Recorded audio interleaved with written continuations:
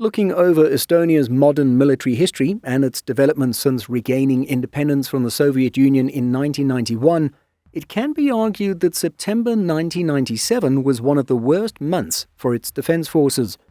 During that 1 month, actually within the span of about 2 or 3 weeks, one tragedy and 3 unprofessional incidents took place, all seemingly unrelated. We take a look at everything that happened for today's video. The 4 events were as follows. On September 11, 1997, 14 Estonian members of the Baltic peacekeeping battalion died during an exercise. Some drowned, others died of hypothermia.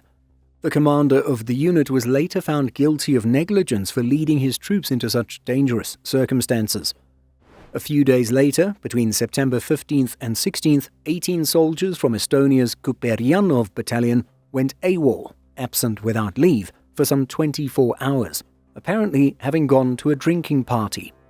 Then, on September 17th, there was something referred to as a fighting incident involving Estonian soldiers during a UN mission in Bosnia. Serving with a Danish battalion under NATO command, the troops were sent home due to quote-unquote disciplinary problems. Finally, at the end of September, 2 Estonian soldiers were arrested in Denmark on suspicion of beating and harassing a prostitute. With so many negative events taking place in such a short span of time, it led the public and government to question what was going on in the ranks of the Estonian military. And so, getting into the details, the September 11th incident, known as the Kurkse disaster, or tragedy, was of course the most significant.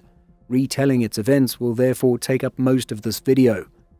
The tragic incident involved the Baltic Peacekeeping Battalion's headquarters company reconnaissance group who were taking part in an exercise that would see them cross the Kurkse Strait up here in northern Estonia. Leading the group was platoon commander Junior Lieutenant Jaanus Karm. Karm had ordered the 22-member reconnaissance group to cross what was believed to be a shallow water obstacle in full gear. It was believed that the nearly 3-kilometer water obstacle had many shallows. It was assessed that the depth in the shallows would not exceed 1.8 meters, and the troops would have to only swim a maximum of 200 meters. Setting off at 11:55 a.m., the men soon discovered that their feet could not reach the bottom. However, there was no panic, as it was believed that they would only have to swim a short distance before returning to shallower waters. The temperature of these waters was said to be 14.5 degrees Celsius.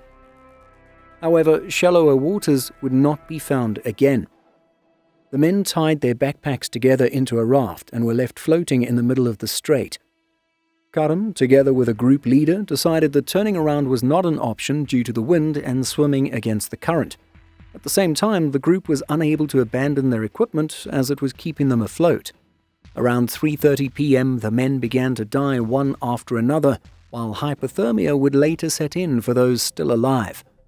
The men's screams were heard by the harbour master around 4 p.m., who then took his boat out and rescued 8 soldiers.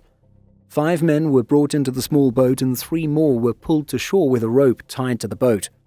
The bodies of the remaining 14 were retrieved by rescuers.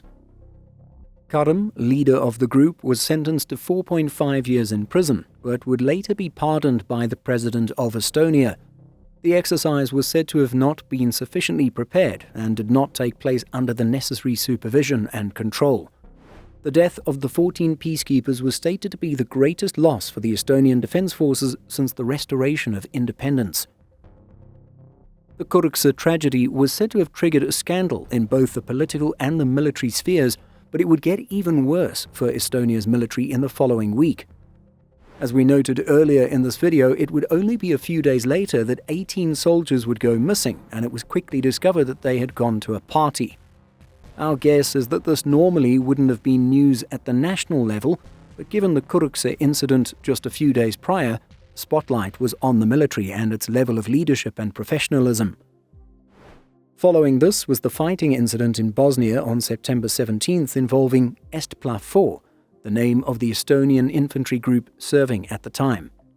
This took place at the UN mission to Bosnia, and the platoon commander and 2 section leaders were sent home for disciplinary problems.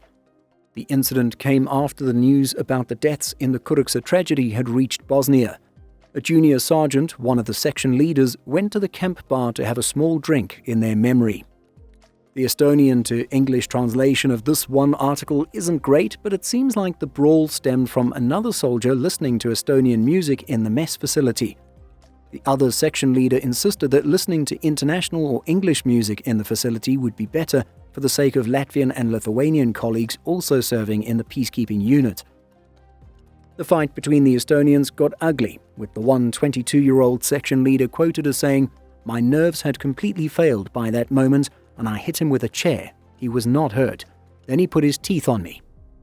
The intense brawl was said to have been broken up by intervening Latvians and Lithuanians, followed by Danish service members who also got involved to defuse the situation. And then, finally, in late September 1997, Copenhagen police arrested 2 Estonian peacekeepers training in Denmark who allegedly beat a prostitute. According to the prostitute, one Estonian sergeant initiated the beating while his companion, a corporal, was reportedly more passive. The corporal was later released, while the sergeant was detained longer on order of Danish authorities. According to the prostitute, the Estonian military personnel who had spent time in Copenhagen wanted to take a picture with her. When the woman refused, the sergeant became agitated and allegedly started beating her. The victim received first aid in the hospital and did not want to stay for longer. All the incidents that followed the Kurkse tragedy were definitely difficult for us to find information on as non-Estonian speakers. The AWOL/drinking party incident was particularly difficult. Nonetheless, this government press release confirms that all of these events did take place and that there was an awareness that something needed to change. Perhaps with the exception of the AWOL incident, the other 3 incidents are connected with the Baltic Battalion, a project centered on peacekeeping which involved Estonian, Latvian and Lithuanian troops. If you want to learn more about the Baltic Battalion, be sure to check out this video next. But to conclude, we want to make it clear that our retelling of these incidents is in no way an effort to discredit or tarnish the reputation of the Estonian Defence Forces. Instead, we hope that it shows just how much things have changed since the late 1990s and how professional the EDF is today. It's also a reminder that excessive drinking can have its consequences. But did you know about the incidents of September 1997? Let us know by leaving a comment. Alali surma leidsin ühe vanaemale leeripäevaks kingitud raamat. Ära unusta mind. Kõik poisid, kes hukkusid, maeti nende ellujäänud rühmakaaslaste abiga. Alles ees. Ammu enne õnnetust hakkasid vanad kalamehed ehitama Kurkse sadamasse muuli. Paraku jäi